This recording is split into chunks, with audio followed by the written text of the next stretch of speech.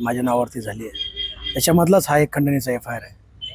आता हा जो FIR आहे, हा FIR करत असताना पोलीस प्रशासन, वाल्मिक कराड यांच्या संगनमताने झालेला हा FIR आहे. तो की हा FIR फॅब्रिकेटेड आहे, तो जाणीवपूर्वक माझ्यावरती दिलेला आहे. ज्या व्यक्तीला 2-2 पोलिसांचं संरक्षण आहे, जो व्यक्ती दिवसातनं किमान 10 वेळा SP सोबत बोलतो, SP ना डायरेक्शन देतो, त्या व्यक्तीकडून मी खंडणी घेतलं, अशा प्रकारचा माझ्यावरती गुन्हा त्यांनी दाखल केलेला आहे.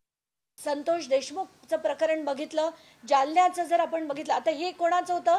बीडचं पहिलं संतोष देशमुख भाजपचे, अटॅक केला राष्ट्रवादीने. त्यानंतर मी जे एक शिवराज बांगर नावाच्या व्यक्तीचं टाकलं होतं, तो वंचित बहुजन आघाडीचा होता.